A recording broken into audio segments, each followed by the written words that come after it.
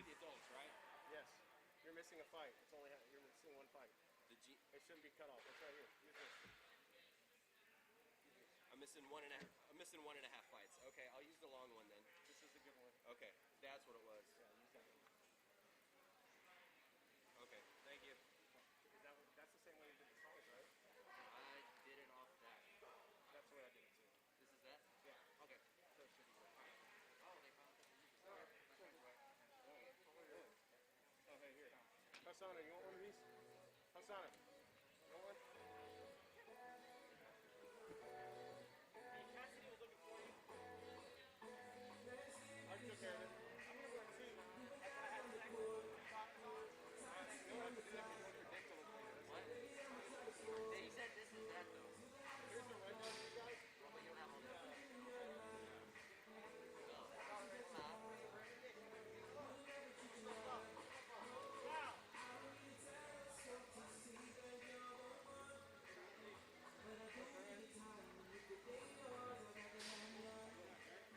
Sweat my fucking getting tighter. I told you. I've been in there. I've been in there.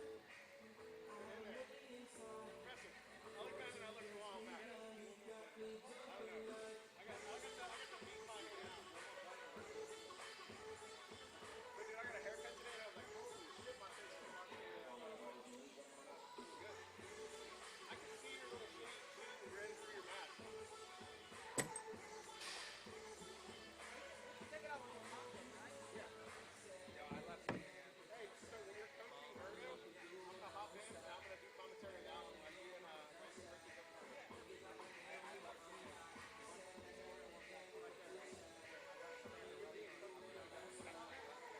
We're not gonna stop. I'm starting at 5:30. Okay, let me go. You gotta hurry. Slip my fucking ball sack on. Do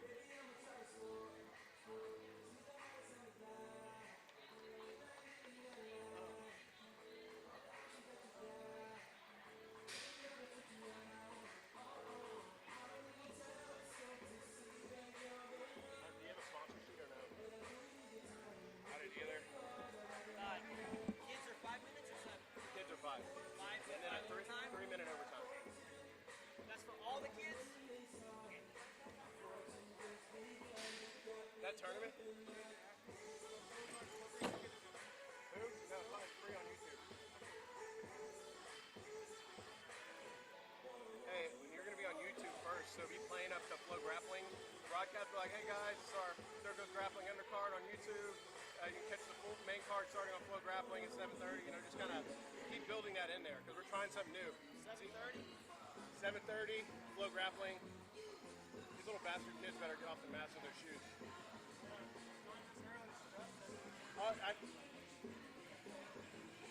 Like 3 hours, like.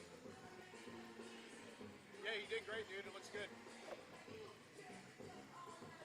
Yo. What do you think about the banners, dude? And then the new little, I don't know, I kind of fucked up the size on that. 10 foot by 5 foot. I was like, it's kind of weird looking.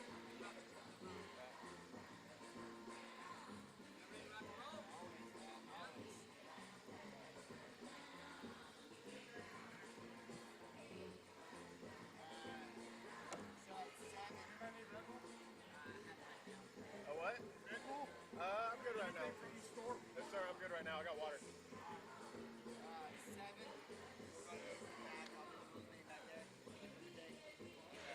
Yeah, do that. The first undercard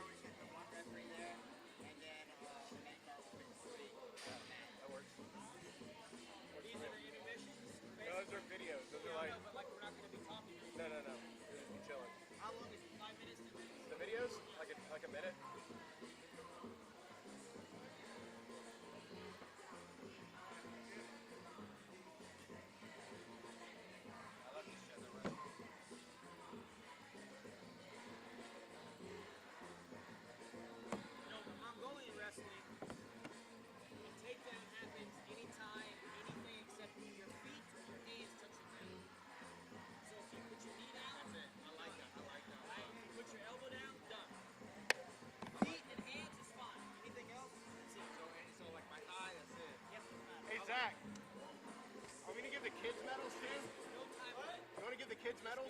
There's no area. It's just they literally At do it like 25? in a field. We ordered Like 25. a huge arena, Yeah. but no barrier. I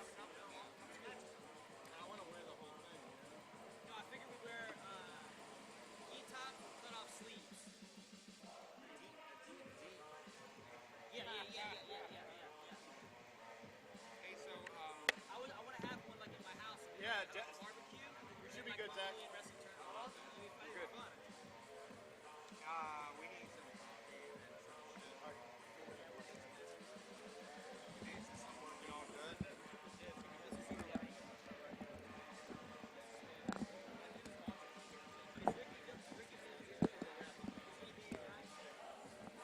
Hello, hello, mic check, mic check. You only hear by one ear, right? What? You can only hear by one ear? Yeah, just one ear. Okay. Hey, Hey, so Zach. you're going to coach Berto? Yeah, Berto. We can only hear in one ear. I don't know if that matters or not. That's okay? Hey, I really, I think that's one of the matches I really want to see. I'll jump in if Berto last minute slips on a fucking banana peel. Banana peel? I think it'll be. I mean, okay. I got one knee, but let's do it. This for Ricky. Hey, so. All right, this dude's coming, right? You know, when I'm not sure about the guy, there's some guys that I'm not sure. I'm just be like, hey, what can you tell us about this guy? You know, because I'm just Me? no. Yeah, but he's coming for the adults, not for kids. Hmm? He's just coming for the adults. Oh yeah, for the adults. Hey, your mic is not working. Yeah, it is. Can you hear me now? I can hear you.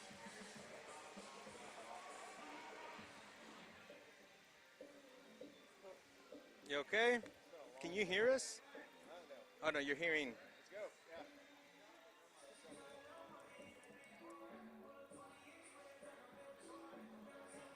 Hey, we need some water here too. Where's? Yeah, need some water and some. Hey guys, I'm Brandon Mullins. This is Alan Villacorta, and welcome to Third Coast Grappling. We're here to talk to you about our unique rule set here at Third Coast Grappling. We got 7-minute rounds for all rounds and 5-minute overtime rounds. Now, cool thing is, 2 ways you can win. Either A, submission, or B, first person to score 11. If nobody wins in the regulation, then we go to the overtime. As you said, we got a 5-minute overtime round. If there's points scored in the regulation, but it doesn't equal 11, that athlete gets to choose the starting position in the overtime. If there's no points scored in the regulation, then the referee is going to choose the athlete that gets to choose the position in the overtime. coffee. So the choices we can have from the overtime are going to be either closed guard top, closed guard bottom, or you can choose to start on your feet again. Once we get going, it's going to be first points or submission to win in the overtime. If there's no Is it victor in the alcohol? overtime, You know, then it's going to be referee decision. I felt My name's Alan. rejuvenized last Brandon? And we're your commentary team for Third Coast Grappling. Hey, so that match is really going to be, you know, there's a lot of good, you know, we got Josh Walker back from more training. That's pretty interesting.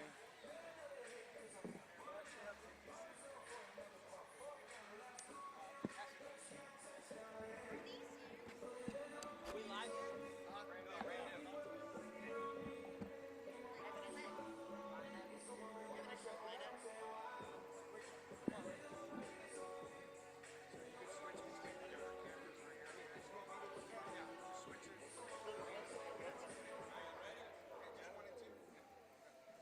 Oh, Coach Ricky on the camera operator, I was the beer operator 5 minutes ago. multitasker.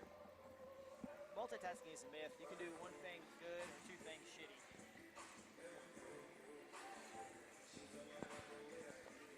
All right, ladies and gentlemen, welcome back to the Sanctuary Gym here in Friendswood, Texas. We are at another Third Coast Grappling event. Today, we are going to start off with our kids' undercard event. It's going to be a banger. These kids, especially the Houston Fight team, is coming up really well, and we can't wait to see these kids on the mat. They're always bringing heat. It's going to be a great night. So with that being said, let's go ahead and get started with our first matchup of the evening. Our first competitor, fighting out of the blue corner, representing Semper Fortis Jiu-Jitsu, Nevaeh Sanchez.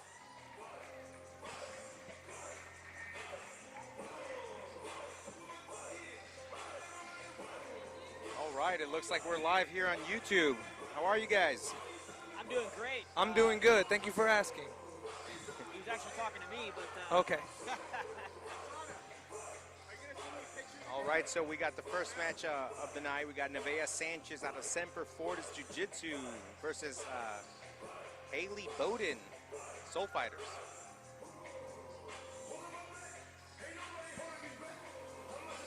You know, I'm wondering, did she choose this walkout song, or Yeah, it's kind of intimidating. it seems like it contains some adult themes. it's probably the parents? This is probably rated MA. It's mature.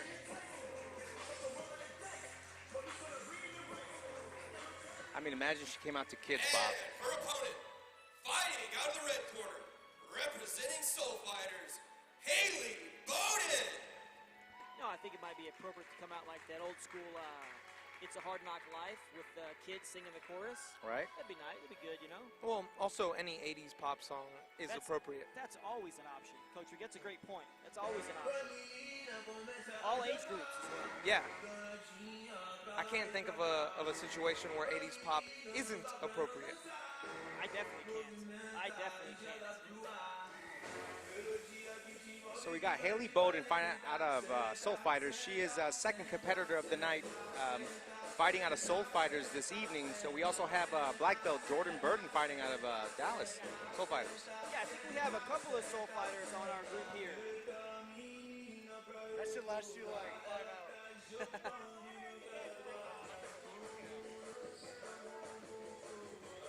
Do not spill that on me. I'm wearing don't.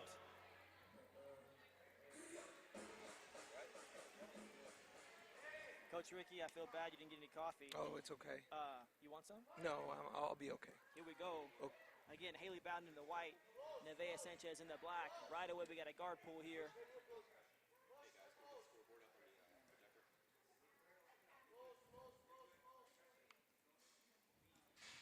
First match of the night here, Third Coast Grappling, the limited spectator experience, coming from the Sanctuary Gym, Friendswood, Texas. If you're watching live here on YouTube, don't forget to check out we're going to switch over to Flow for the adult card at 7:30. It's flowgrappling.com, 7:30 p.m. Haley looking for a, ooh, Looks like a pendulum sweep attempt. exactly, I can't tell. I think she's got her arm trapped as well. Nevaeh's, no, beautiful pendulum sweep there from Haley. That's one of my favorite techniques there. That's a 6-point technique, kids, if you're watching. If you're able to sweep from the guard to the mount, it's going to give you a big lead there. You know, that's a technique that works, you know, it's a fundamental move, but it also works in the expert divisions as well. High level, gi and no gi. Now you can see that Nevaeh is trying to pop, kind of do like a backdoor escape here, but Haley doing a good job keeping that top arm trapped, and she'll have an opportunity to move on to a triangle here if she wants to. But maybe Nevaeh is, expecting that, and that's part of her escape. There's a triangle, I called it. And she had a nice switch. She had her legs backwards, and she switched them. That figure 4 is on there. This so should there's be a it good, right here. Yeah, there's a good chance to finish. I can't tell where Nevaeh's arm is. Now, if you're Nevaeh, how are you going to defend this? Like, what do you got to do? Well, she needs to get the hands off the head. She needs to sit her butt down like she's doing right there. She needs to use her hands to get Haley's hands off of her head so she can posture and then get away. That sort of posture there is going to be difficult for her to escape, actually. Haley's going to roll right through as she did there. Possible armbar position right yeah, here. Haley's got to untangle from the legs there. There she is. Now, this position is a little bit harder to finish for the person on top, but it's incredibly uncomfortable for the person on bottom. Not necessarily a choke, but just very, very uncomfortable. Coach Ricky, how do you like to escape this position here? Well, I kind of try to turn on my side. I'd prefer people to attack my arm rather than the choke. So when it comes to this exact position, turn on my side, kind of give up the arm and try to slide my head out. So you're going to roll the dice. Yeah. You're going to roll the dice. I think you have to at this point. He's a gambler. He's a gambler. Yep. Well, like that. you got to I like know that. when to hold them. Know when to fold? Yeah. The late, great Kenny Rogers coming into play already. I can tell it's going to be a great night. And she changed to that arm block. Like Coach Ricky said, I don't know if Nevaeh gave it to her or not, but that looks like when Nevaeh is looking to escape here. Now, again, Haley can't get too caught up in the legs there of Nevaeh. Now, I think Nevaeh, if she does a little back step with her right leg, she'd be in a good position to escape there. Oh. I agree. And Haley needs to actually, I don't like the belly down there. Nevaeh looks like she's going to get out right here. Yeah, she's going to shake out here. Now she needs to back step once she steps, gets out so she can take the back of Haley. Now you see Haley, she's hanging on there, but I think she's realized that she's lost it, but she's not sure how to recover here. Looks like the elbow is past the point of, Yes. where to get armbarred here. Yeah, so. definitely. I think Nevaeh is out. Now- but both of them a little bit confused about how to take advantage. Nevaeh over here looking at the scoreboard. She realizes she's down by 8 points.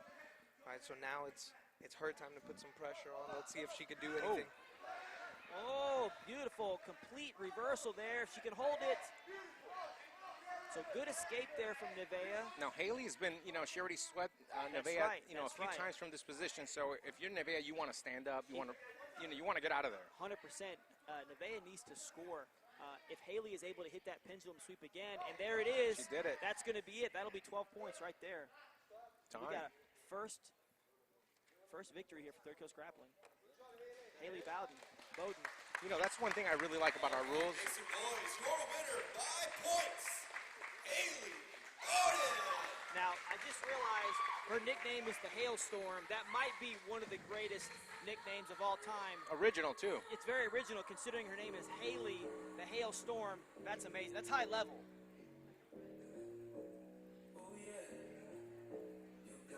Imagine if it was Haley the Flash Flood. That'd be kind of good, too. Hurricane Haley is always an option. Tropical depression. I think the Hailstorm, I think that's good. I Yes. think.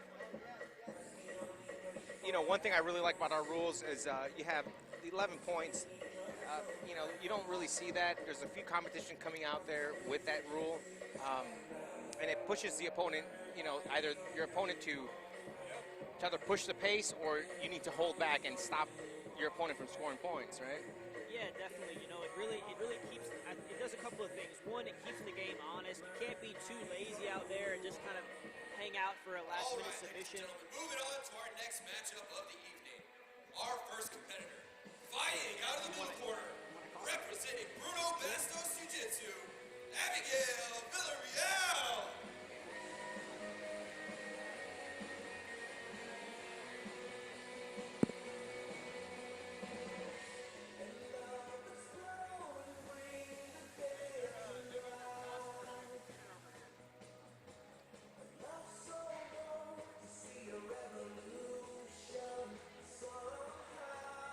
We got Abigail Villarreal coming out with Bruno Bastos as a coach.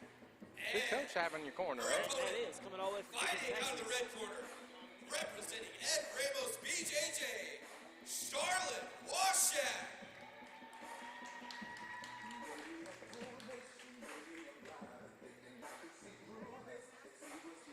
Quality walkout music here.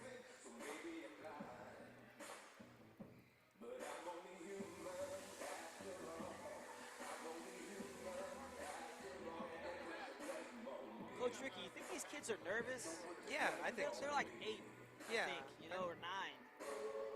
Well, I mean, when you were 8 and you competed in any sort of sport, When I was competing at 8, I was like playing baseball, and I played like left field, and I had my glove on top of my head half of the game.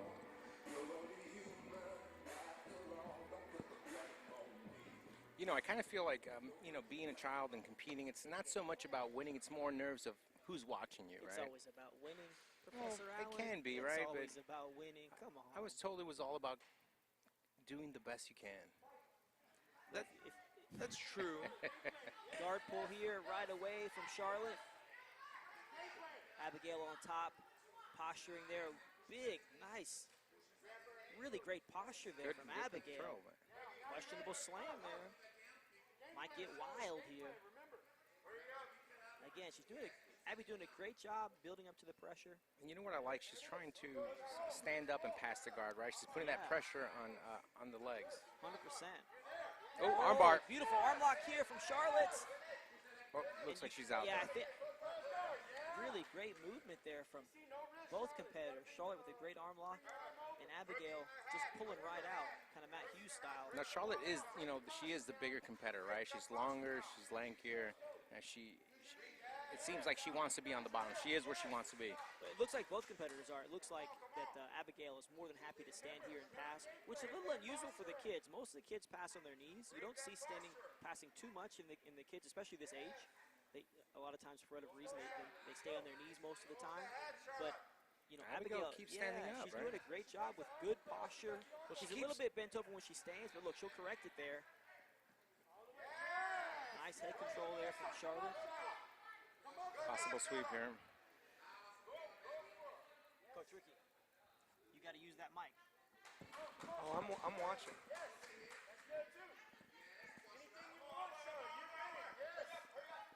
Now we might see that arm lock again. It looks like Charlotte's got it on her mind there. Now Abigail using a good technique, but also she's really lifted Charlotte a lot. Let's see if this is going to wear her down. Kids matches are 5 minutes here with 3-minute overtime. You know these kids can go on forever, right? She keeps trying to pin the arm. Yeah, that's kind of a classic kind of kid move. Not necessarily really valuable to pass. I think it makes the competitor on top feel comfortable because they're not in trouble, but it can also be hard for them to pass off that grip. And it looks like Abby's going for that arm again. Now again. You know, one thing I like about Abigail is that she's relaxed. She's listening to her coaches. She's looking back. I mean, that says a lot about a competitor. So young at this age, right? Yeah, both of these girls doing an amazing job. I mean, it's got to be weird to be, you know, these two little girls out here competing in this big gym with all these adults yelling at you. You know, we take oh, there's the arm lock again. We take mask wearing very seriously here. Look at the corner of Abigail, full mask on and full coach mode. That's great. Love it. Now we're seeing that arm lock coming again from Charlotte. This may be it right here. It's a bit deeper this time. Great match here. Aww. Well, hopefully that's just a little bit of emotions coming out. Hopefully she's not hurt. Yeah, you know there's a lot of energy coming into this match. And Charlotte Washington. And it's a lot of pressure for these kids, but, you know, half of it is just coming out here and competing, right? Well, and, you know, one thing that we don't always think about when we're talking about kids competitors is there's a lot of emotions that these kids don't know how to control when they're on the mat, you know, and that's actually the case with a lot of adults in the beginning too. You know, you have these emotions and you don't really know what they are, and sometimes, especially in the case of kids, it comes out as tears because they don't have any other way to kind of let that emotional energy out, right? They haven't learned how to express themselves in another way, right? That's right, that's right. Well, I'm sure she's going to enjoy that pizza or ice cream after this, so 100%. we got Bruno Bastos carrying her away. She'll be happy.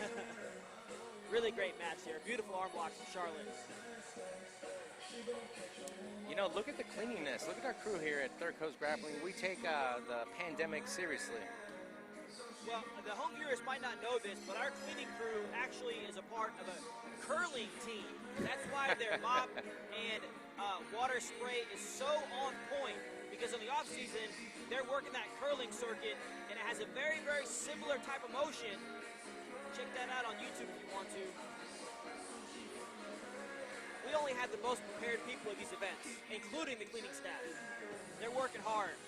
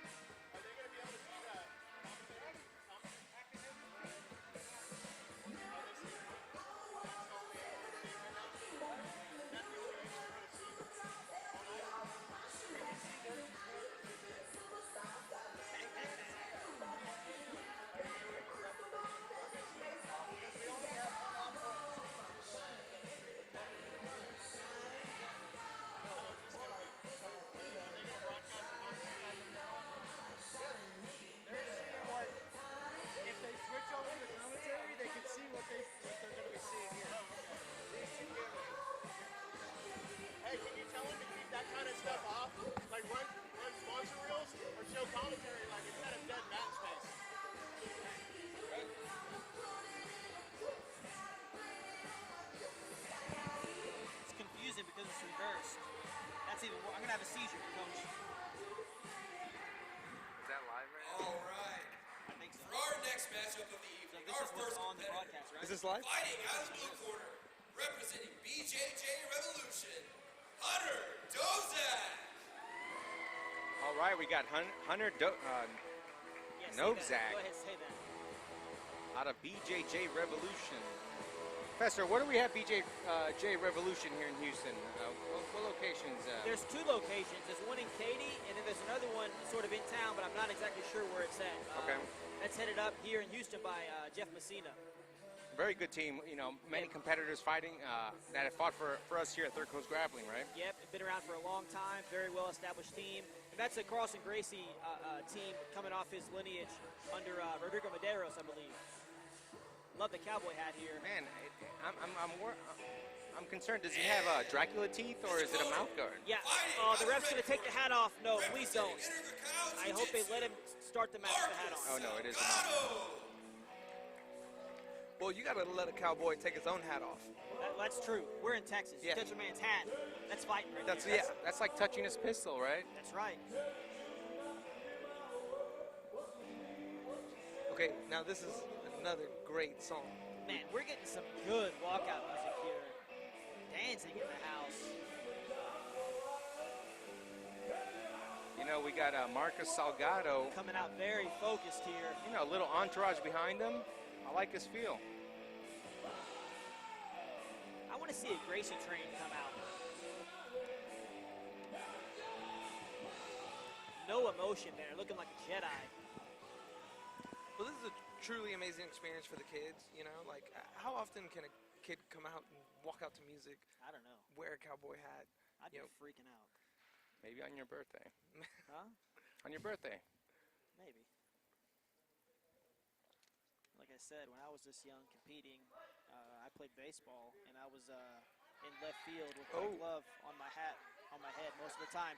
Second pendulum sweep of the night there. Third, actually, beautiful. He's up by 6 points here. Hunter with a super aggressive pull right into the sweep there.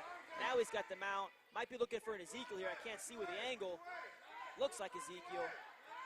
Hunter initially went for an armbar off that guard pull, so very dangerous. Well, when he went for that guard pull, it looked like he almost immediately trapped the shoulder as he did so. Yeah, definitely. He had a really high pull, right? Oh, I love that leg work there from Hunter. You know, a lot of times people don't respect the grapevine there, but it can be very, very frustrating for the person on bottom. I highly recommend you give that little bit of time. You know, the guy on the bottom is trying to unravel that grapevine in order to bridge, right? That's right.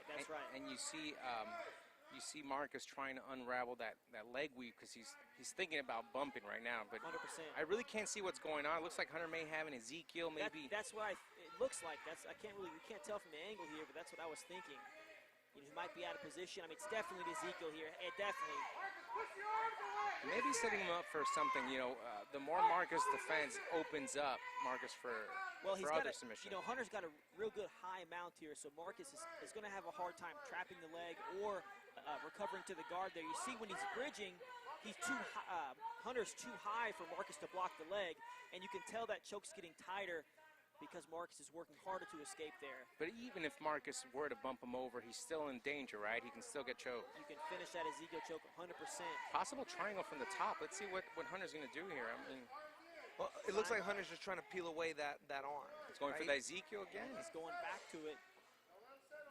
You know, this is a great combination. You know, Hunter knows that if he goes for that Ezekiel, then Marcus has to address it. He's got to keep his hands high, and that, at the very least, will keep him mounted. One thing I don't like is I see Marcus, his left elbow is flared, and Hunter has been kind of going for it between that and the Ezekiel, so I'm kind of curious what he's thinking, right? Well, yeah, again, you know, I mentioned it before, but you can see how Hunter is kind of up high there, really smothering with the shoulder. Might be thinking about an arm lock here, Hunter. Hunter keeping his hips heavy here. Yeah, exactly. The And whole time. Really he's either too high, and if he's low, he's got the legs tied up. So he's really shutting down that bridge that Marcus has. Marcus, you know, putting a lot of energy on that bridge, but he's not quite able to trap the leg as he needs to. And then again, it's difficult for him to recover the guard because Hunter is so high.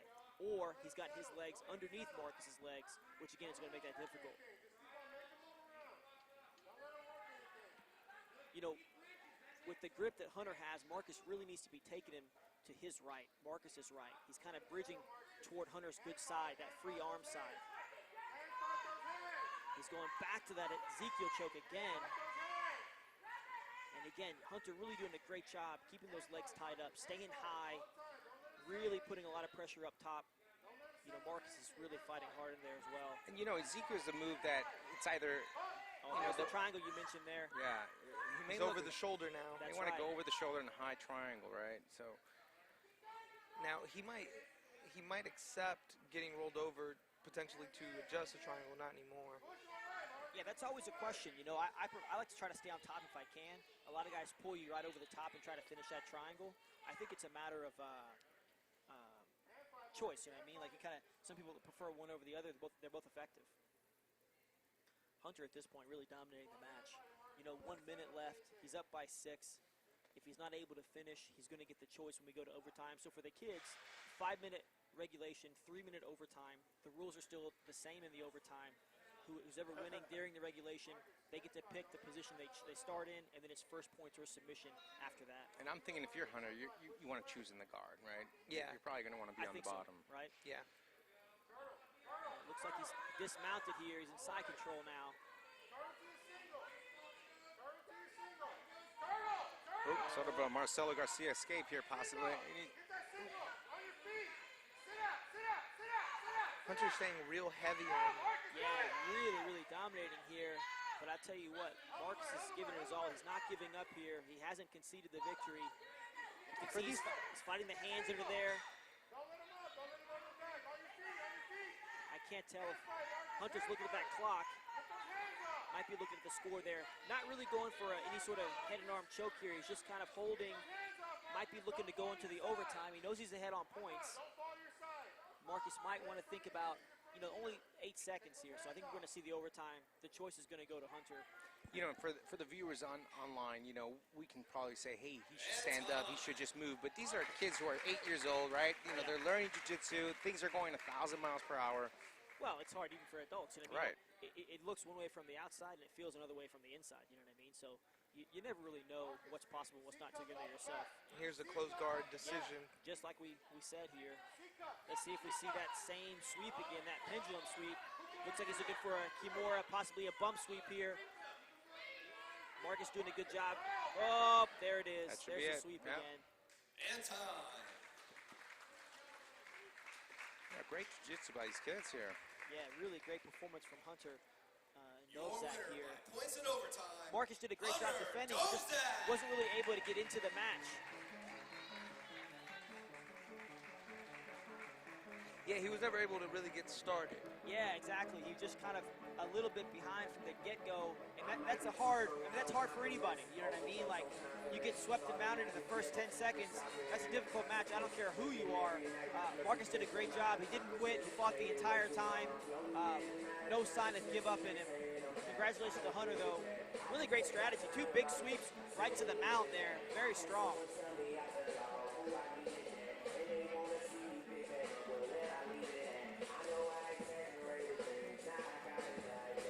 All right, 4th match of the night. We got Moses Cabrera fighting out of Ohana. If I was Hunter, I wouldn't take off my hat until Monday. Ohana GFT versus Bryce Sanki. How would you guys? Do you think Hunter's a real cowboy, or is that a prop for effect? What do you think? Oh, I think that's a prop. There's a family. So No, he's I not- believe he's there's a not family actually- lineage somewhere. So maybe his dad is a Sure, yeah. Him not. He's not out on the farm.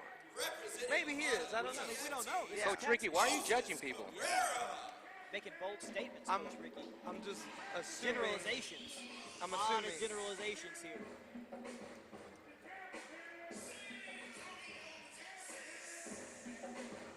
I really wish they would let the kids choose their own walkout defense. That would be interesting.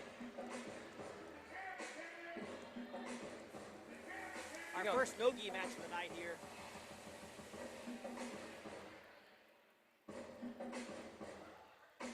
Moses Cabrera. One of the few times that Croc shoes are appropriate. Matching Croc shoes. Exactly.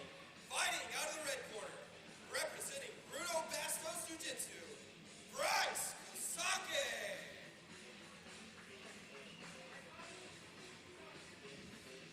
Way better.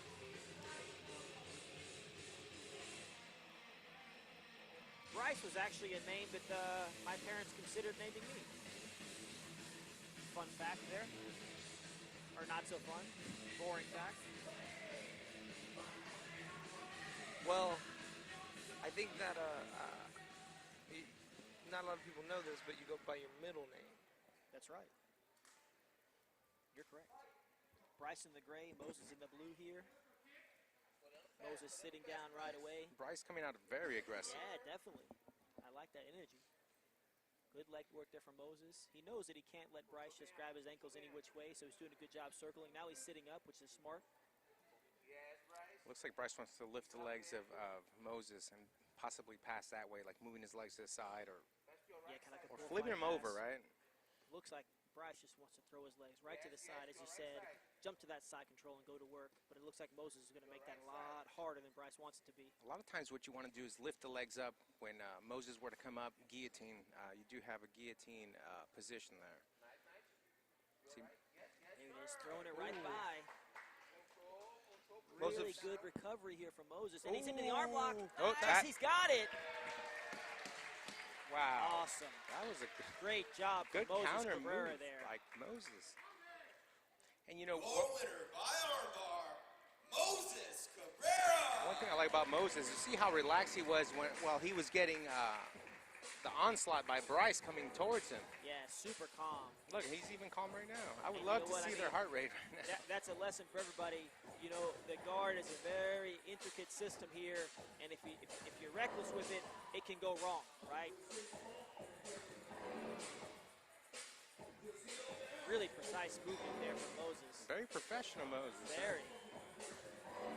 You know, and that's what you want to see. You want to see these kids nowadays, you know, you see them win and, you know, you want to go and teach them the right way. Handshake to the opponent's coaches, you know, say thank you, we're all safe, we're not injured, which we don't see in a lot of sports, right?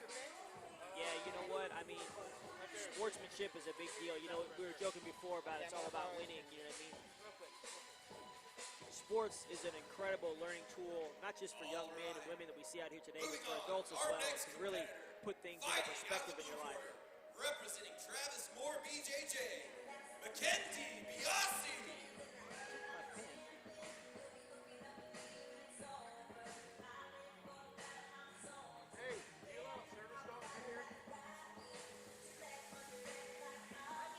Roberto Jimenez is badass. Good call. They like hold them and keep them close. Yeah, it's like a French bulldog. And her opponent, fighting out of the red corner, representing True Jiu-Jitsu, Carmen Tucker.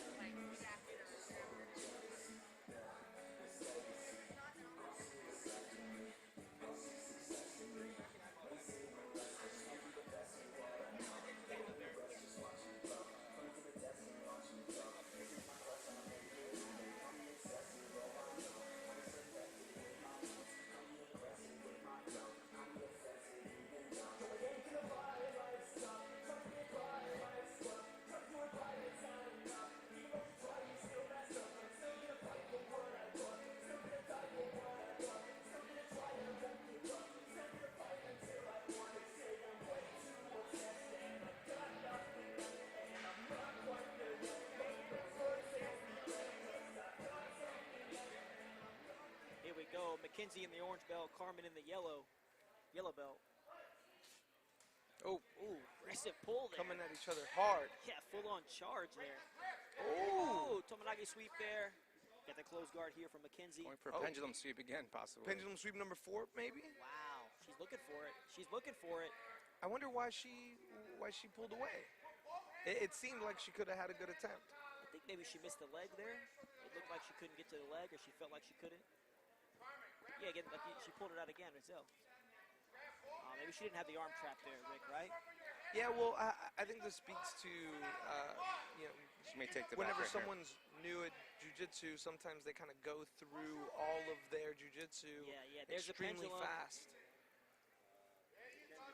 Yeah, they kind of cycle, they kind of throw up all their jiu-jitsu, you know, all over their opponent. I know that's a rough way to say You it, got but it's actually Mackenzie. really effective. Mackenzie doing some rough hand fighting on Carmen's face. There it Oh. is. And it looks like Beautiful Carmen Tomodachi sweep there, right to Carmen the didn't mouth.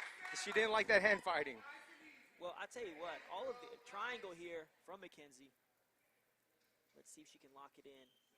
Nice foot on the hip there, creating that angle. She's got a little work here to do to get that figure four leg position. Her legs are a little bit out of position. Yeah, she's a little on the side. That's right, that's right.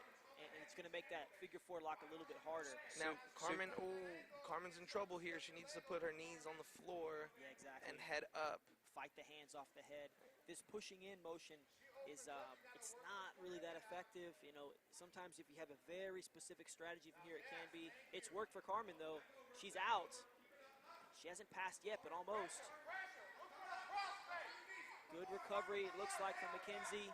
Possible sweep here, taking the back. Oh, nice position there, and there's the sweep. She's going to be up by 8 here. Now I'm kind of curious to see Mackenzie's. Oh, they didn't give Mackenzie the point for the mount. They probably scored it as a reversal, maybe. No, but she had a sweep into the mount earlier. Maybe she didn't solidify. That's going to be a pass there. It's going to be 7-0 at this point for Mackenzie. If you're Mackenzie, you got to push the pace right here. Now she's put herself back in the half guard. I think just to pass again, which is a good strategy. She's on a front headlock here.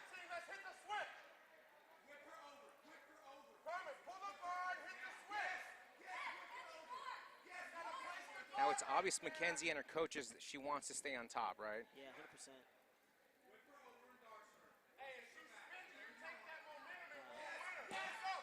Mackenzie going for the back. Head and arm choke possibility here.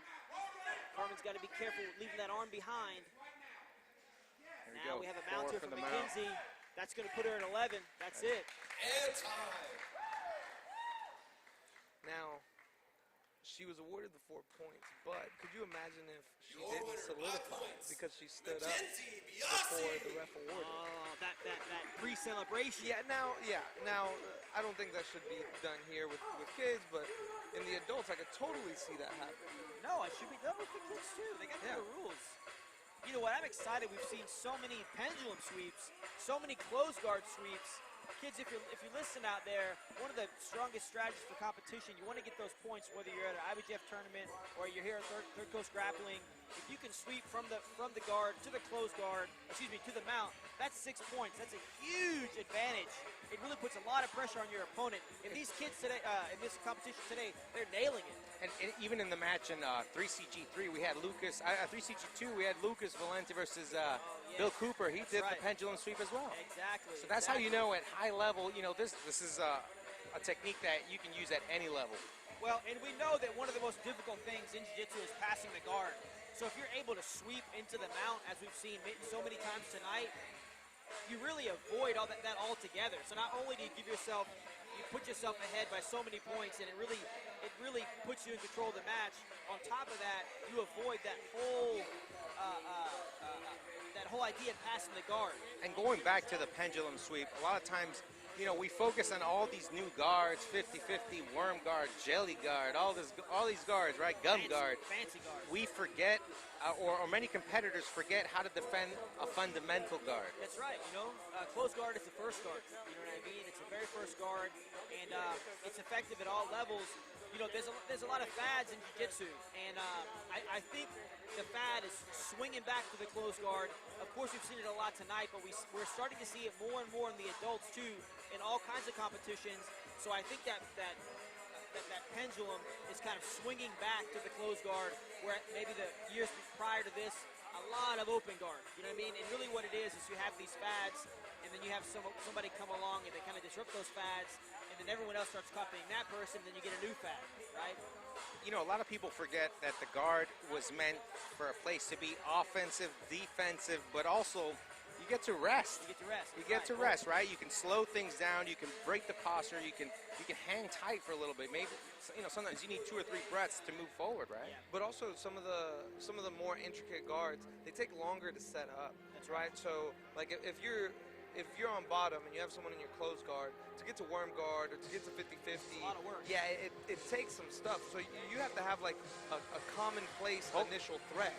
Hold on, you guys were talking about 80s music, right? It looks like we got something going on here. I am excited. This is straight out of a video game, man. You know, quick thing, guys. So if you guys were a character from an 80s movies, I'd be Tom Cruise from Cocktails. I would be Brian Brown from Cocktails. There we go. Coughlin. Coach Ricky would be Bernie from Weekend of Bernie's. Oh, I'd be dead. I'd be dead. Well, if you guys don't know, at JustGeekPants.com, we have a post of, it's a meme contest. If you guys want to win some free pants, go ahead and meme away. Check out the Facebook page, JustGeekPants.com. Leave a great comment, win yourself some pants. 10th Planet Austin, Refugio Salgado. So we got Refugio Salgado fighting out of 10th Planet Austin. I want to say Rufio so bad. What do you want to say? I want to say Rufio so bad, and if he comes out, They probably do if call he him comes Rufio. out in black and red, I'm gonna lose it.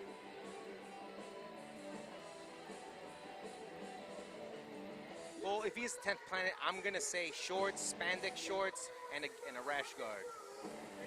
And a face mask. And some sort of skeleton eyes. Some sort of Oh, I'm wrong.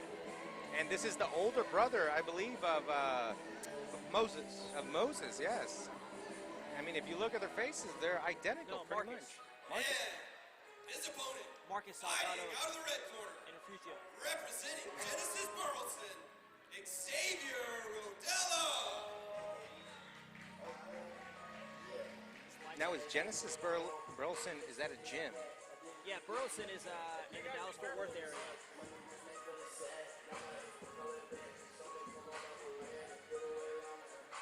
Genesis, I believe, is run by Albert Hughes, Okay.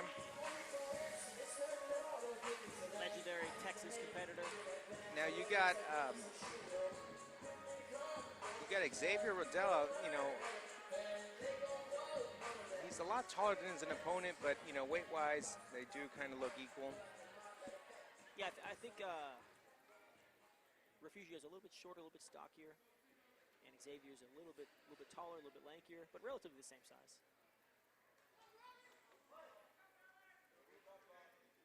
Here we go. Good stance from each competitor, a little bit of wrist control there from Xavier. Nice shot from Refugio. Possible guillotine here. He's gonna. Front headlock here. Refugio sat right out of it. Good strategy. Sitting guard here. Ooh. Turn the foot away. He got a no-no from his coach there. Onto the single. Xavier looking for that knee cut pass, maybe right to the back here. But Refugio still has the leg there, and he's got a good angle on it. This is a great position here. Yeah, if he can keep that leg, I like this position myself actually. If he keeps that leg, it's very awkward for Xavier to get out of that. Oh, he's let go now. Ooh, beautiful. Could be a reversal here. No points Xavier, awarded he's going yet for a Kimura. because he has to Refugio defend. Trying to switch it to his own arm lock. Really great movement there from Refugio. That was really impressive.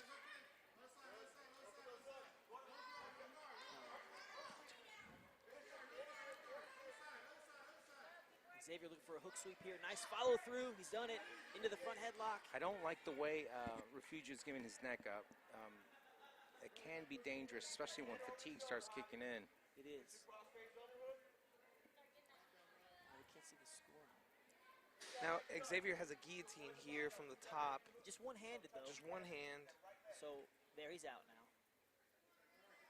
Now, got a possible head and arm here. Now, you got Refugio doing the lockdown a little got the bit on lockdown. Xavier's leg, so Xavier, well-versed, he kind of broke that lockdown. That's right. Really good leg work there from Xavier to escape that. That lockdown can be really frustrating, and you see Refugio going back to it. And one thing, people who do the lockdown, they're relentless with it, right? They exactly. won't stop doing it. But one thing I see the mistake a lot of people make with the lockdown is they get it and they don't necessarily do anything with it. You know what I mean? You want to push the guy down with the lockdown, get your underhooks, you want to sit up and then go to work. That hand, that left arm over the shoulder that Refugio has, I'm not sure how he's going to use that. Might get him in trouble here. He may want to move that arm out before doing the lockdown again, right? Yeah, definitely. See, now that he's flat, he ought to use that lockdown to kind of, he wants to get the hands in front of the face, stretch him away. Might be looking for an electric chair here. He's reaching for it. His left arm is up, and it's in an awkward position. But if he can get that leg on the shoulder, right? The left leg over the shoulder. Yeah, he can make that electric chair. Looks like he's looking for it here. He might get a sweep or a submission out of it. It's kind of like a banana split submission. But again, that arm he has is out of position.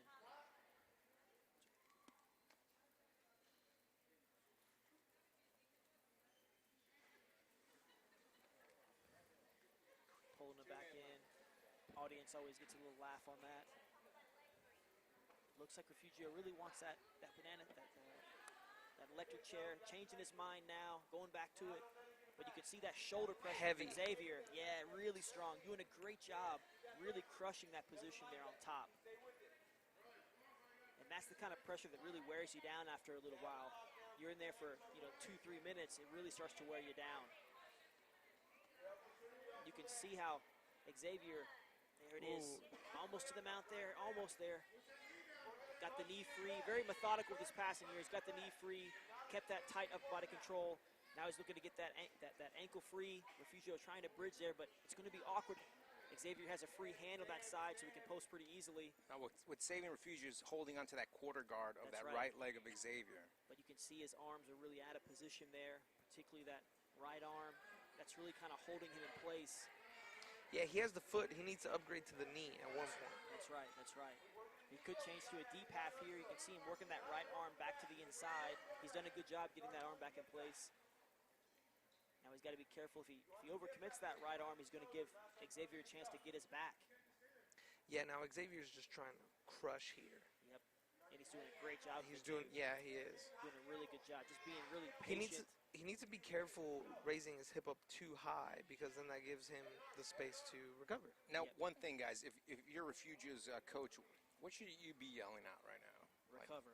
Yeah, well, push the knee. But these kids need a little more direction, right? No, well, I think what he needs to do, one way we can escape that crossface when there's so much pressure is you want to bring the person up over your head, slide that crossface off, and it looks like that's what Refugio is trying to do, actually. He's just having trouble doing it. A classic defense to this really, really deep crossface is you want to go into deep half guard. Refugio back onto that lockdown. If he can get this sweep, it's going to be great. Oh, man, such great patience there from Refugio, and he's got the sweep here. Xavier on the guillotine. Refugio on the good side.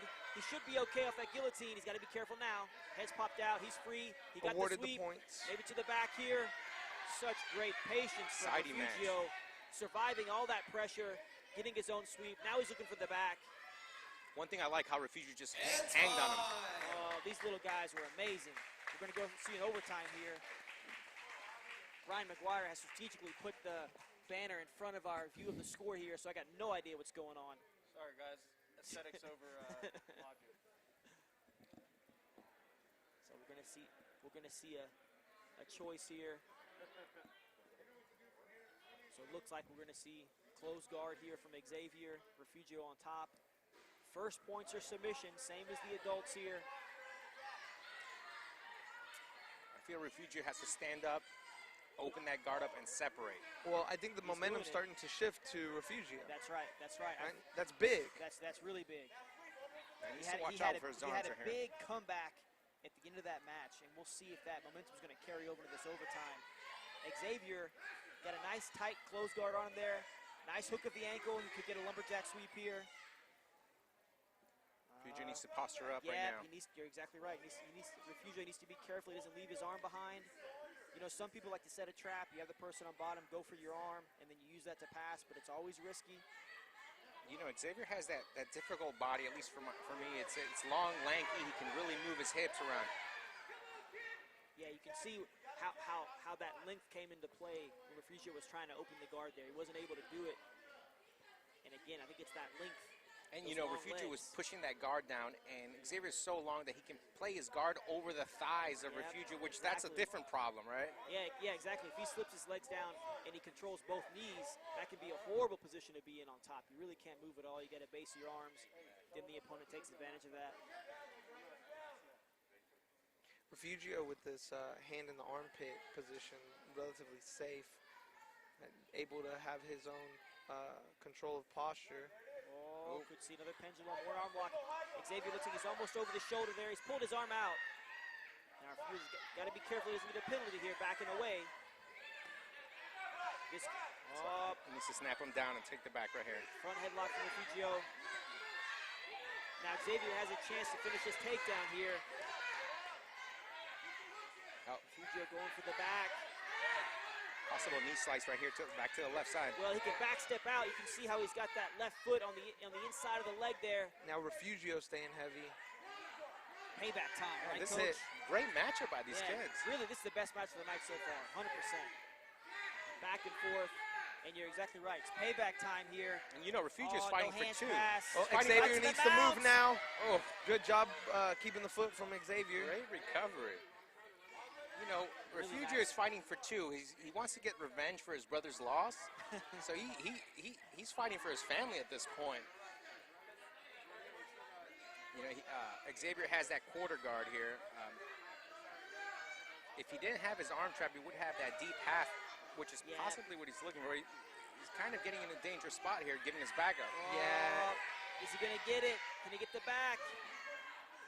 He's got to be careful here. I like the pressure by Refugio. Yeah, good movement from Well, Xavier neither to one is recover from settling. that.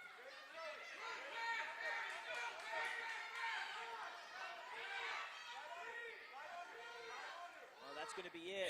Going to go to decision here. You got to give it to Refugio, I believe. I think so. Let's I think make some you're right. noise for these two competitors. What a battle. That's my vote.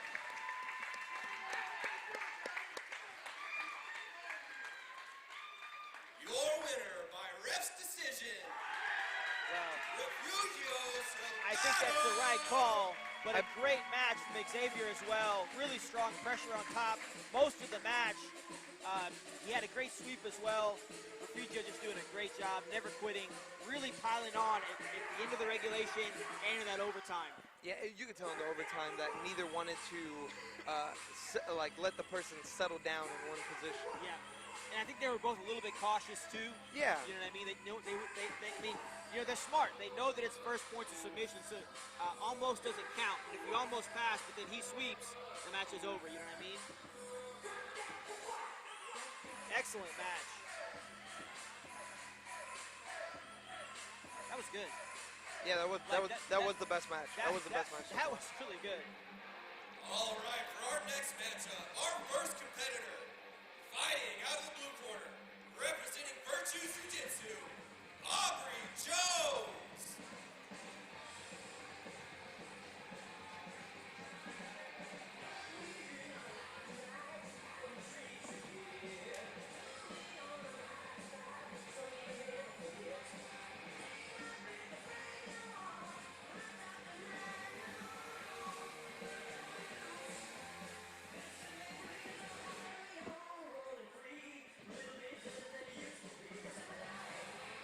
The kids are getting bigger, Virtue. Yep. They're getting bigger. And her opponent, fighting out of the red corner, representing 5 Points Jiu-Jitsu, Michaela Cifuentes. Now, this is a walkout song that you can never go wrong with, right? Mom spaghetti. That's the classic line there. That's it. I've thrown up spaghetti before. It's not fun. I have as well. Yeah, it's As well. that's a bit of a rite of passage as a kid. Yeah, that's I true. think, you know. Throwing up bananas is an odd flavor. I've done that before too. It's weird. It's weird.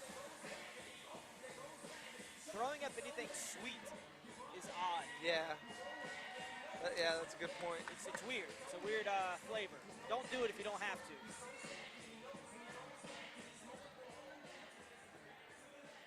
Aubrey in the kind of navy blue here. You got Michaela Cifuentes fighting out of the new 5 Points Jiu-Jitsu, right? Is it? No, I was confusing with 5 Blades. This is 5 Points Jiu-Jitsu. Right away, Michaela pulls. Kind of an open guard situation there. A little bit there. She gets the half guard now. Oh, Now her arm's in an awkward spot right here. Aubrey with tight pressure here. That shoulder Oh, pressure. we have a arm triangle here. Possible arm triangle. You know, and She's very tight there. you can tell it's bothering Michaela a little bit. Her shoulder's in the wrong Well, you can see how Michaela's her chin is popped out. She So fixed her arm. Aubrey's able to actually put pressure on in a choke here. Michaela needs to tuck her chin, but Aubrey putting so much pressure on that crossface. And Aubrey's putting pressure where Michaela's hips are facing left, but she's shoulder pressuring Michaela's face right. That's right. That's right. Exactly what she should Sort be of like a doing. tourniquet. Now, Michaela needs to move Aubrey's head to the other side of her body. And again, you can see how Michaela keeps her chin up. She needs to tuck it down, keep that arm on her face instead of on her neck, even though it's more uncomfortable. It's less choking. And sometimes when you're on the bottom spot here, you need to pick and choose, right? There's going to be a moments where you're going to have to expose yourself, but you need to get out of this. Yeah. You cannot just take it. Well, and you have to address that crossface. And you can see how she's getting her arms out of position. She might be getting herself into more trouble here. I like the elbow and the hip. She needs to keep that there. Keep that elbow in the hip. Keep that form in the neck. But Aubrey's kind of putting all her weight a little too much to the left. So Yeah, but she got her toes in the mat there, Professor, you can see. So she's able to push back Yes. if Michaela bridges. So Aubrey doing a good job of staying tight, but being able to push back when she needs to. A little off base there. should Now, get them out here. There's that classic no hands pass here, right to the mount. Ooh, triangle right Oh, here. she didn't stabilize. No points there. Great timing from Michaela. Really good timing there. But that just shows, Michaela did show that her composure right there, right? She was in a definitely. bad spot, bad Very spot. bad. So I'm curious to see how is Aubrey gonna, she was on top. Sometimes a flip of positions can change your mindset. Yeah, 100%. It can, it's like No Limit Texas Hold'em. You know what I mean? Right. You can be winning at one point, and Here the we got a next hand, triangle. You're all out. Yeah, she's gonna, Right into the triangle. I think Michaela bridged. When she bridged her over, she put herself in that triangle. And Aubrey was looking for a triangle right before when Michaela did reverse her over. When she So bridged, yeah. Now she had good posture. Michaela did. She needs to get Aubrey's hands off of her head. If she gets the hands off the head, then she can posture. That's better. Now when her shoulder slips out, the arm lock's available. not good right here. Yep, you can see Michaela's shoulder is sucked in there, and now Aubrey's gonna have a Oh. There it is, very tight. Oh, wow, and again, this could be it. that was a little cringy at there. All right. Great arm lock there from Aubrey. I was kind of worried for Michaela. It kind of looked like Yeah, that arm lock from the triangle when your shoulder slips out is so bad.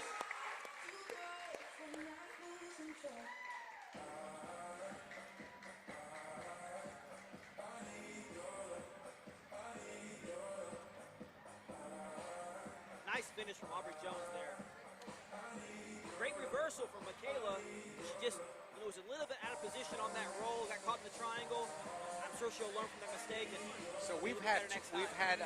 2 overtimes, 2 arm bars. We've had 2 decisions, right? I mean, 2 decisions, 2 arm bars, and 1 by 11 points. All I know is we've had some exciting matches. Oh, that's it. all it is, right? It's pure And entertainment. great music. Great. Well, we had 180 songs tonight. Battle of the Jadens. Our first competitor fighting out of the blue corner. Oh, this is so easy. They're both named Jaden. Jaden Groner. So now, I'll tell you what, most commentators would go by last name here, Groner versus Jones. However, I'm going to make the controversial decision. I'm going to call them both Jaden. See how it goes. I'm going to roll the dice. Okay. I don't know, but I have $10 on Jaden, though. I'm going to commentate.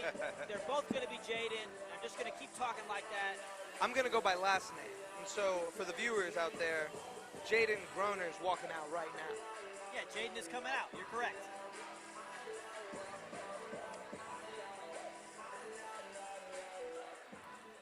And his opponent. Now, I like the hairstyle, too. Yeah, it's very clean. Nice. Gracie Sharp. Houston. Jaden Jones. We got It's not too JJ, radical. Jaden Jones. Still clean cut. Exactly. But it's on the fringe. Yeah. He's on the edge. You know what I mean? That lunatic fringe. If you're out there watching Vision Quest, I like how it's parted to the side just a tad. Just a little bit. that keeps it professional. Right. Now, this is Jaden Jones.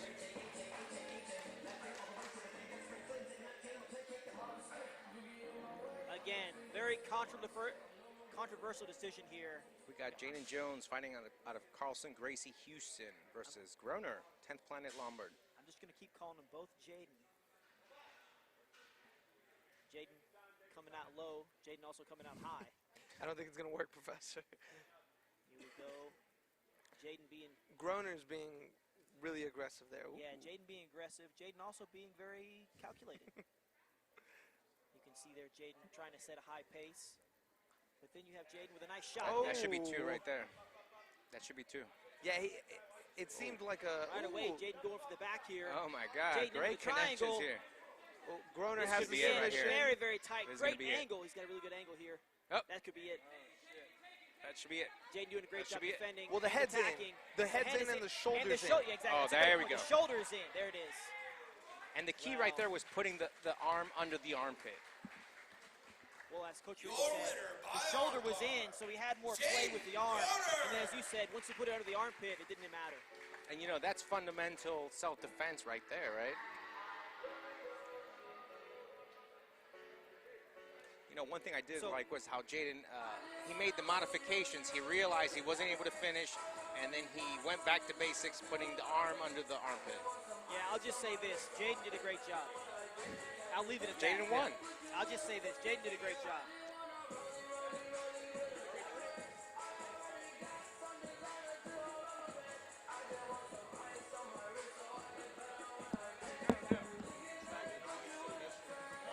I can't hear you. My headphones are on. I love that you do that every time.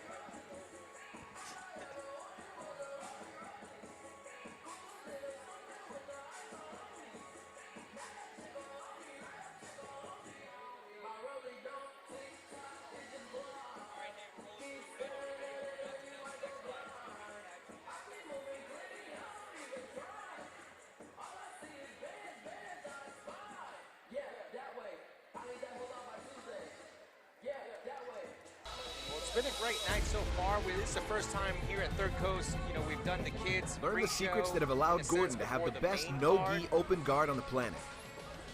In this series, systematically attacking from open guard seated position, you'll learn Gordon's entire Kouchi series and his entire butterfly game. When Gordon gets into his seated open guard, it's pretty much game over, and you'll see all of his methods in unmatched detail.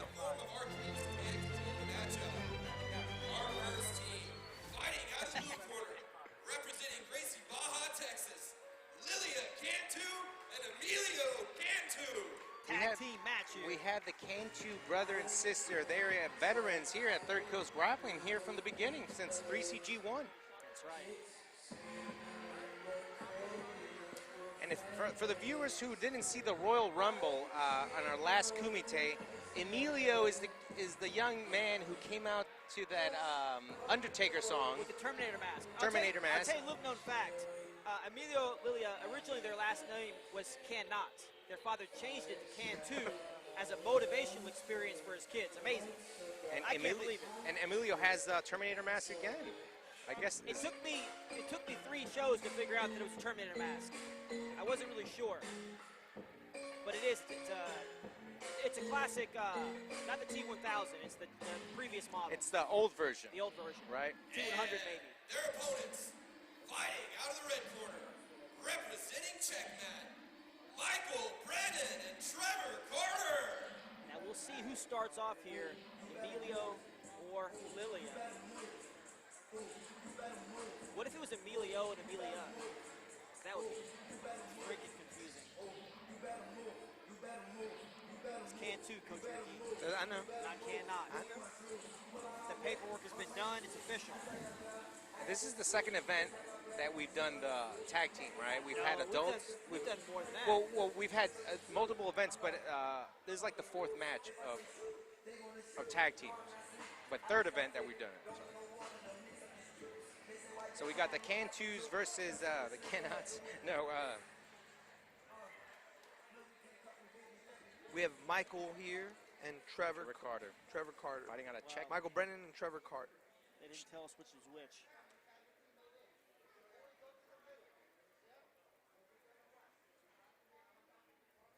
Should I just say the checkmate athlete? Checky Matt. Well, one of them is definitely named Michael Brennan. The other one's definitely Trevor Carter.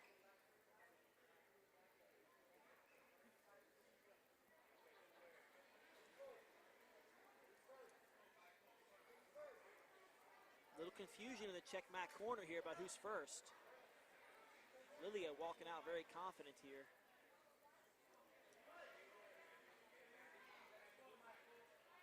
bit of distance in between the athletes. So this here. is Michael that's out here first, Michael Brennan.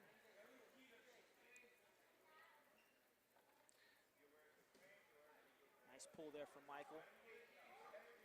Lilia looking for the ankles. Ooh, nice slap to the face there from Lilia. Pulling them all. She looks like she might want to be pulling her side of the mat so she can get a tag when she needs it. It's a smart strategy. That is a very smart strategy. She's not trying to run away. She's trying to bring it into her side of the mat. So if she needs the tag, it's there. Well, maybe a better way to do this is to try to go around and spin. Again, there's the tag. Now he gets 3 seconds in there. Now she's got to let go. Once they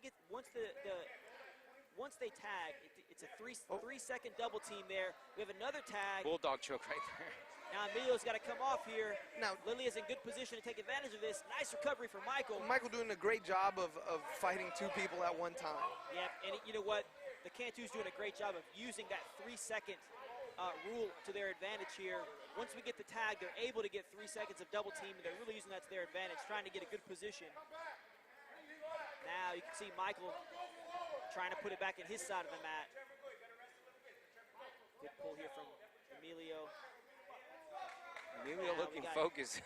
Yeah, very focused. Trevor Carter here. Looking to pass. There's that knee cut. But you know one I see a mistake the Cantus are making. They're too focused on the tagging, and they need to do jiu-jitsu, right? That's a great point. That's a great point. And now you can see it's working. It's working against him at this point.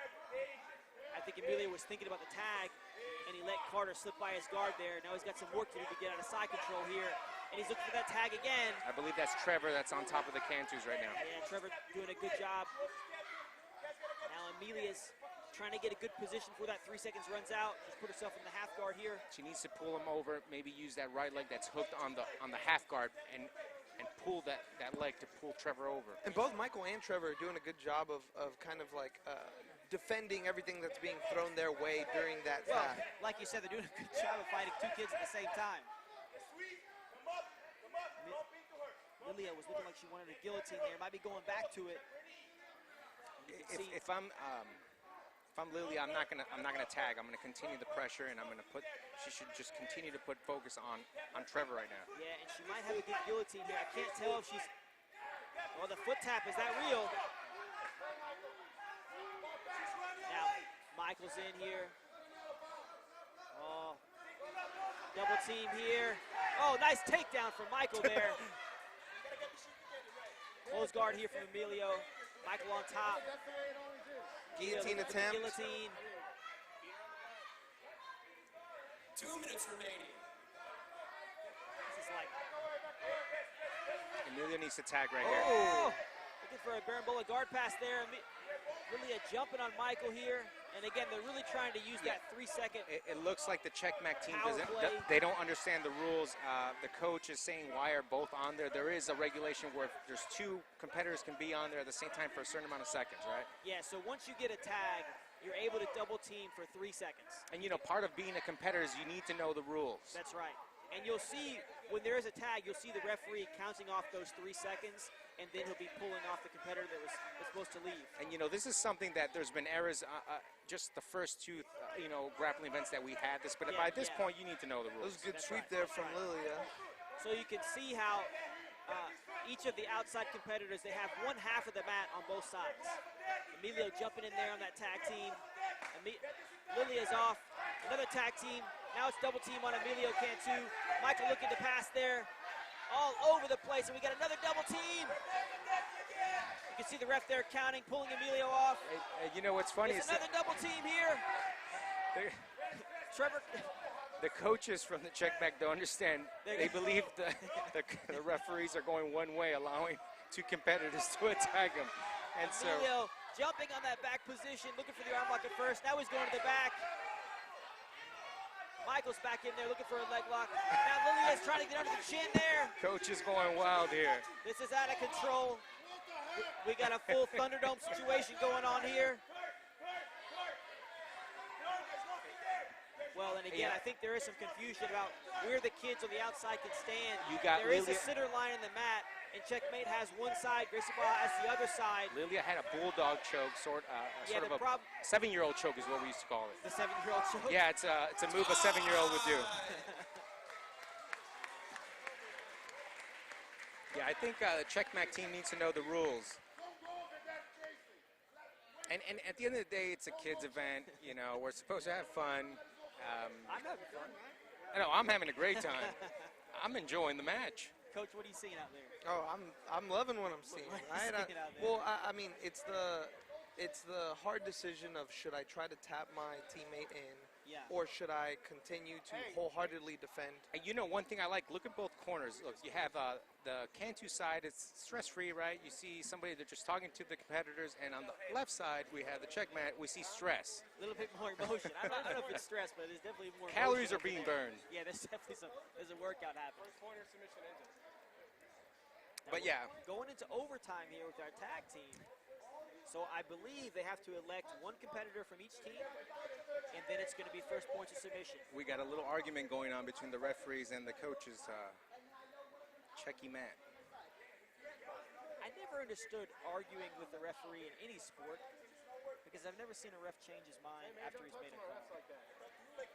Don't talk to me like that either, man. I'll throw your ass And you out. know, the thing is, it's a kids event. It's a kids event. It's a kids event. We're supposed to have fun, and we have the coaches from Checkmate not knowing the rules. Yeah, things are getting a bit heated here. Problems with you, man. Hey, man. I'm not the one you got a problem with. I'm not the one you got a problem with. All right, we're moving into overtime. Like I said, we have stress on the left side of the mat. Submission wins. Well, I mean, you hate to see things. You get know, out you of don't wanna hand see this, right? in a You don't- kids match, you know what I mean? I understand everybody wants to win and everybody wants to have a good. I don't see representation of their IBJJ team. worlds on this, right? I mean, Yeah, you know, it's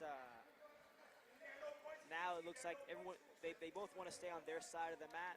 There's a center line down the mat, and the kids are able to walk anywhere on their side of the mat. It was very clear the Checkmate side of the mat really wanted them to fight on their side of the mat. A little head tapping there from Lilia. Lilia's trying to antagonize him to have him come to their side of the mat. Exactly. You know, the advantage in this sort of tag team match is definitely having the fight on your side of the match. And you can see that, you know, Michael has definitely learned his lesson from the regulation. Trevor's in now. Lilia Trevor's going in now. right to him this time. And she's doing a good job bringing it back to her side of the mat. And you know, Lilia's a veteran of these rules, right? So That's right. she's fought in these rules before, so she understands what to do. And that's your time. Now that's going to be points. That's going to be a takedown for winner. Carter. Correct. By points I in believe that overtime. Lilia went to go Michael pull. Brennan and Trevor After yeah, Carter. Carter had initiated, right? Correct.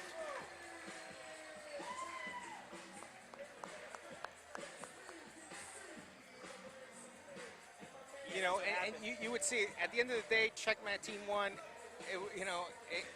It is what it is. There's no reason to let it go to the level it did. But you know, at the end of the day, the most important thing is these kids had fun. Yes, 100%. Well, and yeah.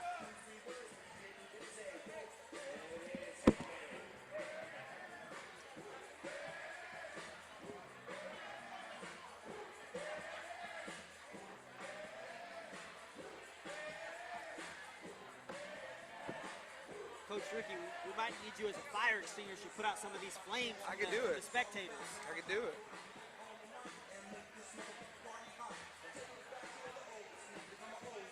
Things getting live.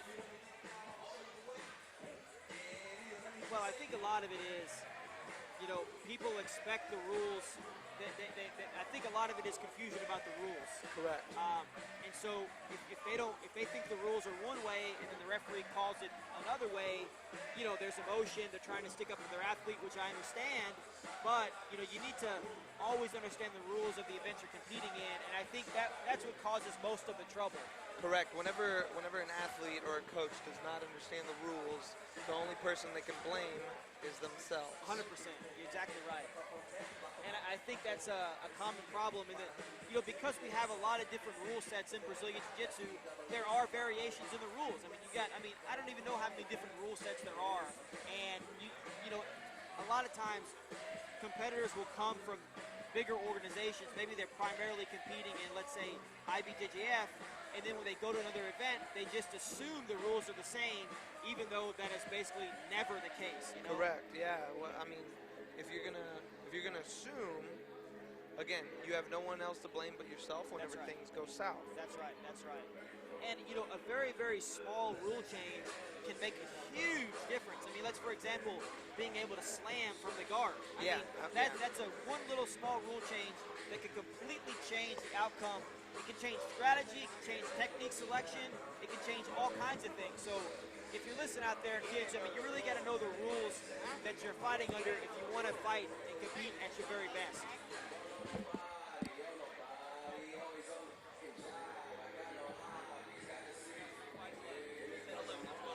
Mr. Allen, are you feeling okay? I'm feeling great. You know, we've That's had like 6 bathroom we've breaks. had like 3 cups of coffee, and they're like triple espressos. I'm ready for the main card. We're almost there. Guys, if you're watching on YouTube, at 7:30, we're going to switch over to Flow Grappling. You can hop in there and watch our main event, all the adults competing. You know, log on to Flow Grappling if you already have an account. If you don't have an account, make one, then log on there and watch that full event here at flowgrappling.com.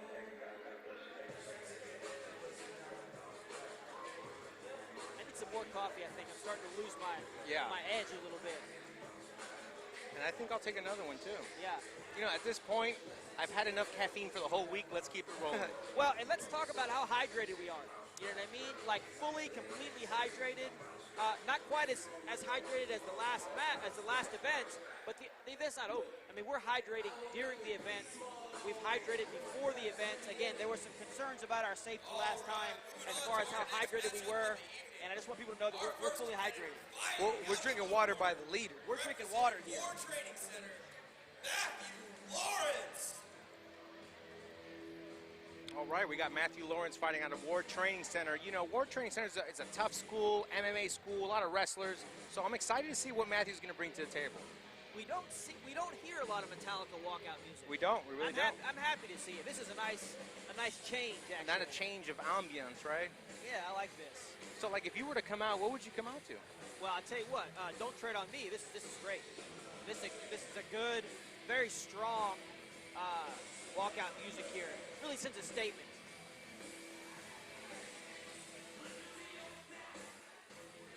You know, you can just feel the power from the music. Well, this is when Metallica was cool as well. You know what I mean? You can't go wrong with it. It's hard to go wrong. And his opponent, fighting out of the red corner, representing Halo BJJ, Tyler Ibarra. Big support here from Tyler Ibarra. A lot of cheerleaders here for Tyler.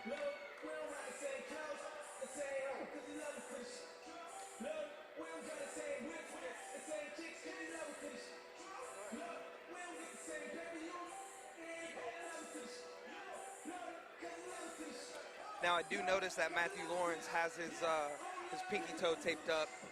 Potential jiu-jitsu injury there. Maybe really go for a toe hold. I don't know if Matthew Lawrence has a nickname, but I do have a recommendation. Matthew Johnny Lawrence. That's pretty good. That's my recommendation. Tyler Ibarra here. A large following here at. It seems like a pretty noticeable size difference. Man, you know what's great? Yeah, you're right. It's a good point, Rick.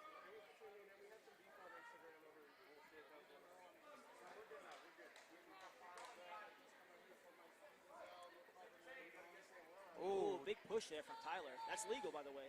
Pushing is legal. You know, and that's something that people don't. Ooh. That's something that a lot of competitors don't use. I mean, it's legal as long as it's within the rule set. You should be able to. You know, I would use it. I mean, that's something you want to get into your opponent's head. Well, and look, I think what Tyler's trying to do here is kind of establish some dominance, some positional control. More of like a psychological. Yeah, that's right. You know what I mean? And controlling the middle of the ring. Excuse me, the squared circle here. Tyler going with a nice head slap there. Yeah, it's really coming out very physical. And a lot of times at the lower age group, that can really affect, you know, some of the teens here that are a little bit less experienced. But you know, for a lot of people who are not too versed in jiu-jitsu, this is sort of like in a boxing match, right? You know, sometimes people want the feel-out process. Well, he's trying to cut that. He's just trying to go in and make an impression. But Matthew's doing a good job. Doesn't seem like it's getting to him. Tyler has a lot of judo. There's little judo moves on him. Yeah, he had the cross collar and the sleeve. Right. That's right. It doesn't seem like Tyler is getting into his head at all.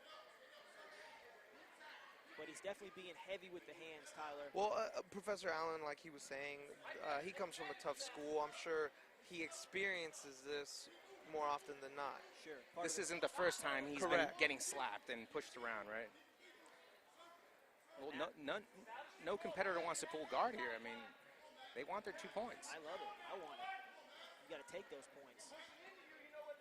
You got to want those points. You got to want them. You know, first person to score has a high chance to win the match. Puts pressure on the opponent. Now, he has the cross collar here There it again. is. Oh, good guard pull. You can tell that's a Professor Allen setup. didn't think it was possible.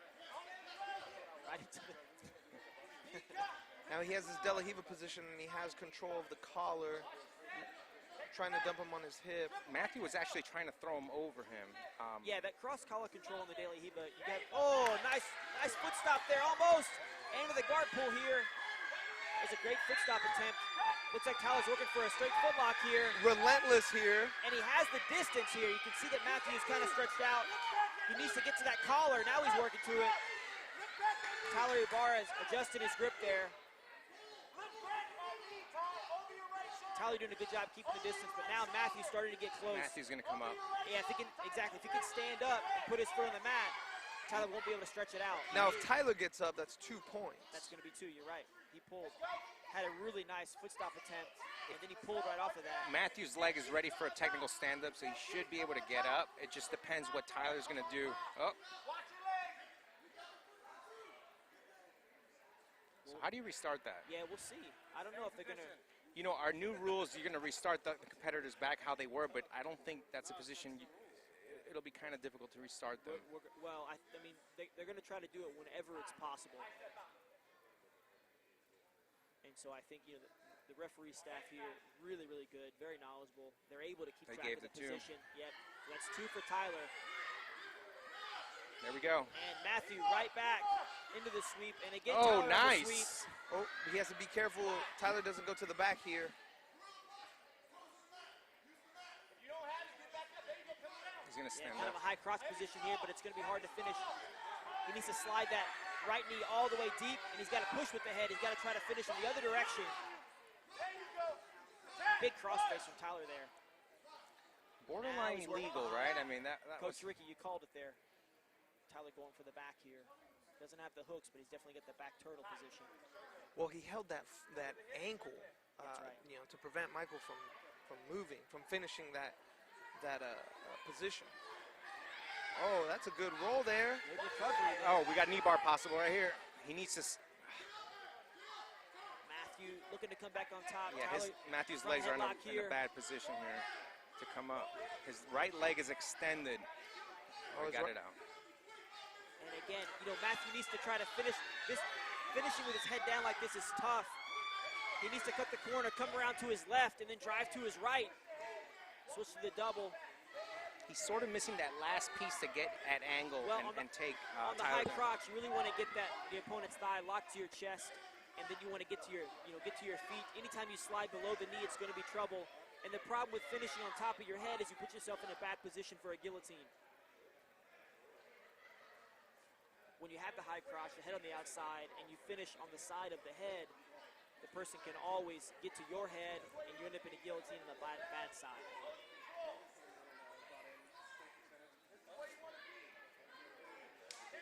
Starting in side control here. Tyler's still up on points, I believe. And heavy. Can't see the score. Well, like you said, Coach, bit of a size difference here. Yes.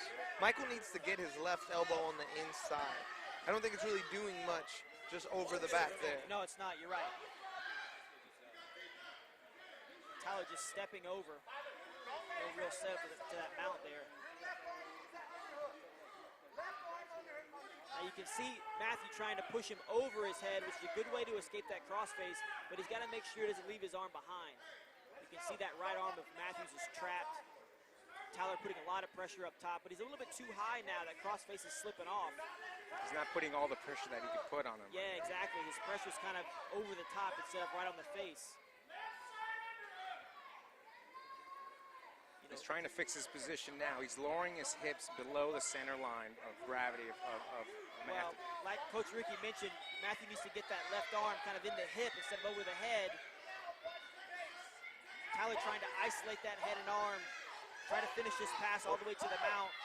He might want to think about cutting his knee across to the side and finishing in side control. I think he's thinking of, and sometimes what you could do is you can stand up, step back and knee slice back to the right-hand side. Yes. Now we're going to see Tyler get the decision here. He's going to pick. Might choose standing. Should have put my sunglasses. Those lights are killing me, man. I think Tyler may choose standing position or on top of the guard, right? Or in the guard standing I think he's on going top. to choose top. We'll see if he goes on the feet or top close guard. He did show, Some higher, dominance on his feet, dominance and a higher ability to do different things from the standing position. Now, no takedowns have been scored. They both pulled guard in the match. And we'll see if Tyler's going to get that takedown. He had a really nice foot stop attempt. Sasai Surikomiyashi. Oh. There it is. That's going to be a takedown there if he can stabilize. That's two. Tyler Ibarra scoring almost immediately in that overtime. In fashion.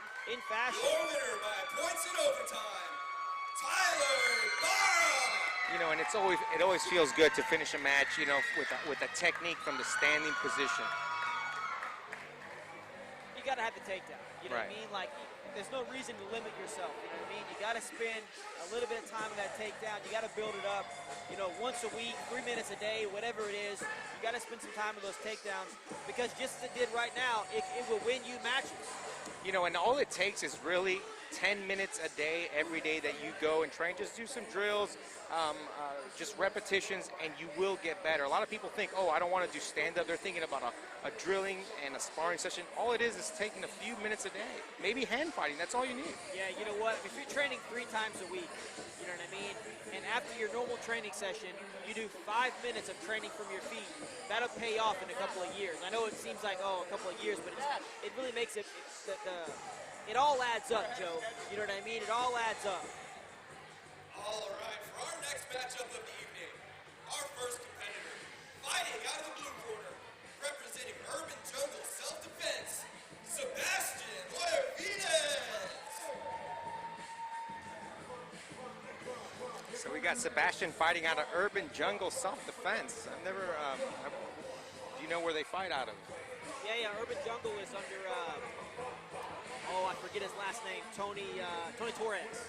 He's been around for quite a while here in Houston.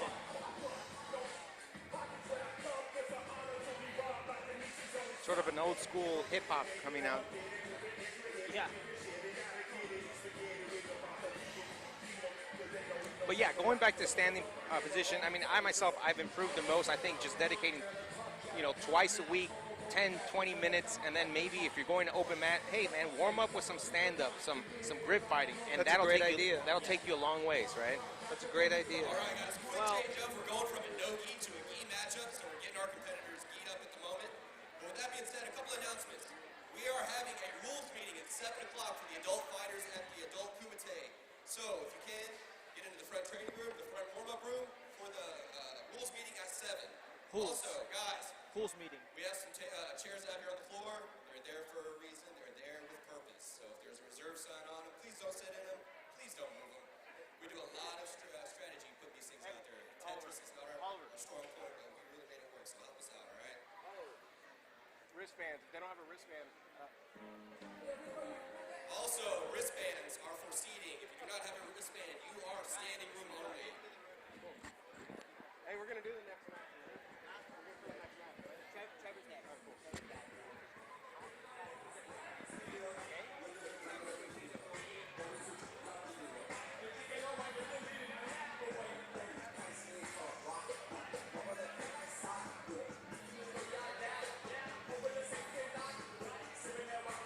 Co-owner here, Zach Marshall, walking out. Is this his walkout music? I don't know. Was that That's his a good walkout question. music? Calf game strong. Yeah, very strong. It's good. That's a good observation. Yeah. I like how they have the earpieces now. Yeah. Very Secret Service. No, it is. I would love to have that as a kid. Right? As a kid, me and my friend had walkie-talkies. We would roam the neighborhood. Well, that's the kid version of Yeah. the piece, right? Representing Urban Jungle Self-Defense, Sebastian Oyervides. So the 11th match of the night. I think they said that this was initially a no-gi match, and they changed it the last minute to a gi match. I wonder what the story is behind that. You know, maybe one of the competitors just refused to take his gi off. Maybe, you know. And his opponent, fighting out of the red corner, representing Soul Fighters Texas, Braden Wolf. Oh, the second competitor of Soul Fighters this evening, Braden Wolf.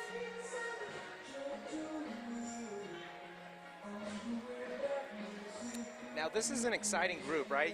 Whenever you have juveniles, the blue belt division, you don't know what to expect, right? Yeah, you don't. It could be like 2 black belts going at it, or it could be 2 blue belts, right? Yeah, very, very much, because, I mean, it's possible these kids have been training since they were 4. They got 10 years experience, or it's possible they've been training for a couple of years and they're just real blue belts.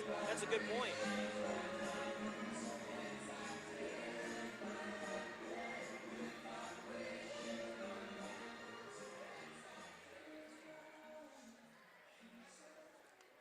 Sebastian with a red rash guard there. Braden, no rash guard. I mean, are you guys go rash guard or rash guard less? I think in the real match I go no rash guard. Beautiful ankle pick there from Braden. He has that ankle trap there. Yeah. So I'm trying to take the back here. Oh, great technique. Yeah, already this is becoming very technical. Really tight position there from Braden. You know, you can tell that's a technique he's done a lot of repetitions on. Many times. Really tight on that control.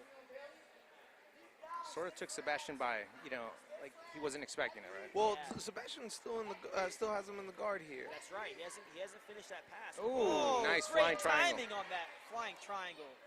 Really good timing. Again, the shoulders out, so that arm lock can be really dangerous. We may see an arm bar or wrist lock position from this. Sebastian has his foot in, right? So he has a little push there. Oh, this could be it. This could be bad. This is not good for Sebastian. Anytime that shoulder slips out, if Braden can keep the lock tight and keep his head in, he can finish that arm lock. And When Braden opens up, that's Sebastian's opportunity, right, to slip out. But he's kind of in a tight situation here. Yeah, you know, it looks like he's only got Sebastian's head, so Sebastian's slipping out. It looks like his head's popping out there. He's he's doing a good job, right? I mean, he's kind of slipping out little by little. And he's got to keep that arm safe. Oh, that's going to be it. That's it. Great technique there by Braden. I mean, once you're in that position, it's kind of hard, right? I mean, you have to give up something to try to get out. So technical. Your winner by triangle armbar, Braden Wolf. Well, and you can guess that he's done this a bunch of times in practice. They seem very normal to him, right? He's repeated this technique a bunch of times. You know, what set it off was that flying triangle, which was totally unexpected, right? The timing on that was so good. You know, he caught Sebastian as Sebastian was One of the sitting major up. themes You know, he was flat of playing this his video guard, is and to then Braden kind of simplify backed the up. approach Sebastian to gi sat up strangers. to kind of I want you engage, to and be that's highly when effective at strangling Braden people jumped with on the it. gi in a Timing was relatively short spectacular. period It's of sort time. of like when you have Once you weights get at this the end of a simple rope, and you idea pull the rope, that and that is weight's a coming relatively back at small you. number of It was a strangles, which is seamless, really right? A effective, seamless come on. and they get applied in a And relatively again, small we number of mentioned it scenarios, before, you'll be ready you have to be that effective triangle strangling and the people in a shoulders very short period in, of time that's using gonna methods indicate that the will work choke from is the white best belt option. all the way So through when to you have the black belt triangle World locked on Championship and that competition. shoulder slips out, that put arm an lock is so extraordinary amount of dangerous, emphasis whether you on change your feet breaking or down not, to a because you're position really and stuck there. going to the And we single saw it biscuit right now. We position. saw it a little bit Rear earlier mount, as well. 2 hooks in, And, you know, that's why it's so getting important the to maximum train with as score, many guys. I and mean, you always single want to biscuit train with your position core is guys, but it's you an want to easier train with guys who are scoring unorthodox, right? Because process. you're going to be seeing And views the like end this. People are result going to be is throwing significantly flying better. triangles, foot sweeps, leg locks, and you get to see the whole spectrum, right? I'm not saying that Sebastian doesn't do that, right? But No, you know, just in general. I know what you mean. Just in general. It's important to get as many different looks as you can. Well, yeah, because, I mean, you can only learn to figure out so many different puzzles at once. No, Coach Ricky, you can figure them all out. Can you figure them all You out? can. I can. So we got one more match Ladies and here. gentlemen, we are moving into our main event of our kids' competition. our first competitor, fighting out of the blue corner, representing Bruno Bastos Jiu-Jitsu, Emily Fernandez. All right, Emily Fernandez fighting out of Bruno Bastos Jiu-Jitsu. Now, how long has Bruno been in Texas, right? He's been here for a few years. Yeah, he's out in Midland, Texas. I'm going to say maybe 5 years. And something like that. his team has grown, right? I know it's grown a lot in the last few years. We've seen him all the way from the Houston Open all the way to Dallas and Austin. So it's a growing team here in the Dallas, and Texas is growing in jiu-jitsu every day, right? Yeah, you're always getting new people moving here. Such a huge market here in Texas. Just had Janji Hiberio move to Austin, which is a big, of course, he's a big name. Really going to bring a lot of great jiu-jitsu here to Texas. And her opponent, fighting out of the red corner, representing Golden Triangle Jiu-Jitsu, Isabella Bargan.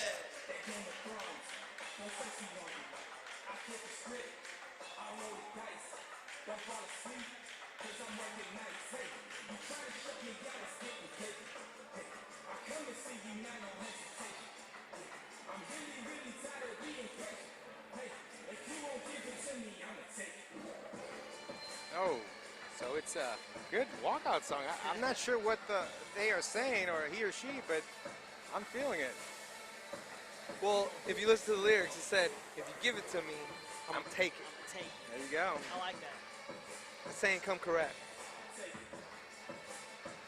Real, recognize real. That's it.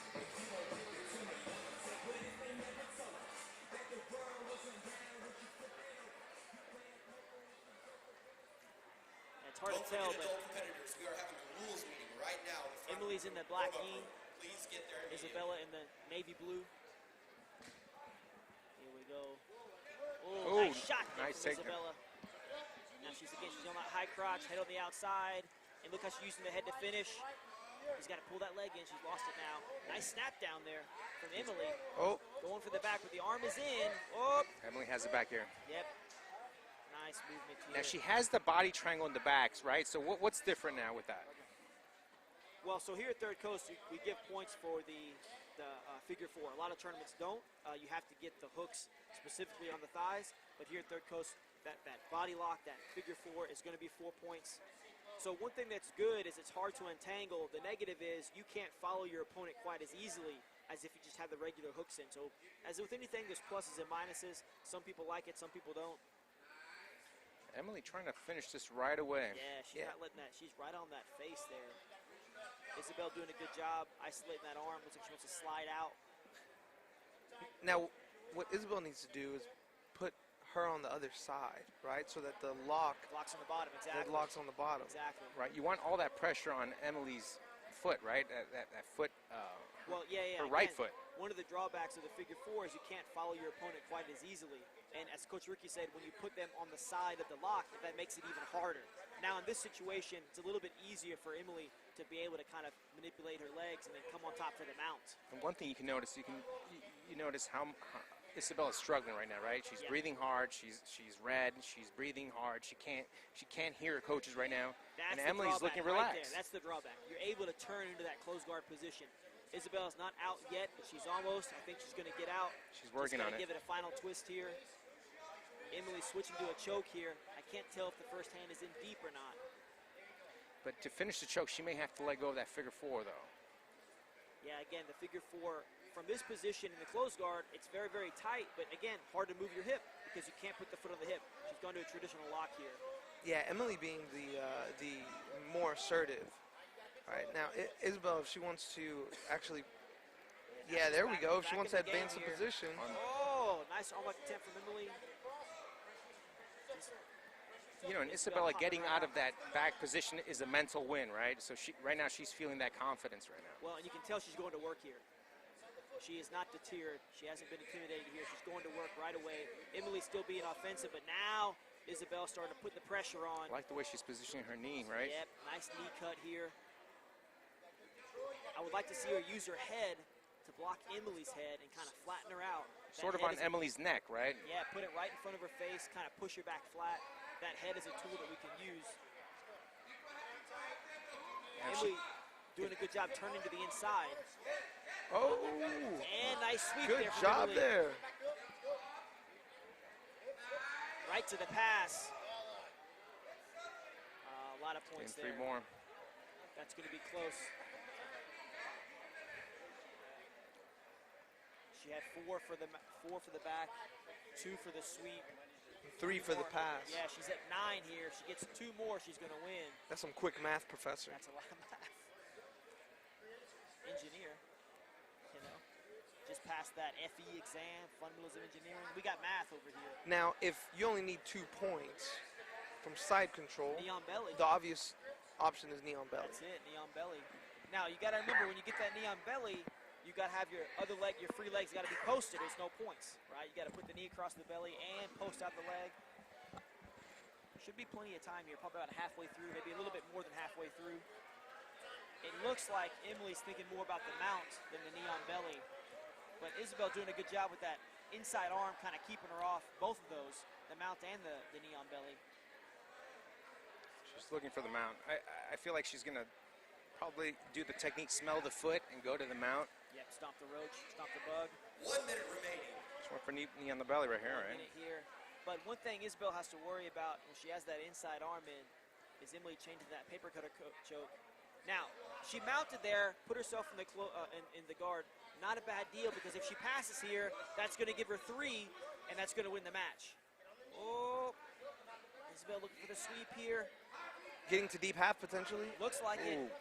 And I like how I Emily, like that elbow position. she switched to the knee slice, to the opposite Oh, side. can This she should be it right solidify here. Time. Beautiful. You know, she had 2 things she could do. She can open that quarter guard and get the mount, or she stood up and knee sliced to the opposite side and got the pass that way. Yeah, I really liked her outside hand position. You could tell she had the collar, but she had her elbow in the armpit. She didn't have a full-on underhook. She used that elbow to stop the Isabel's underhook from coming in. Your winner by points, Emily Fernandez. I think we're going to have a little break here. Main card's going to start at 7:30. Hop on to flowgrappling.com and watch our full event starting in about 20 minutes, guys.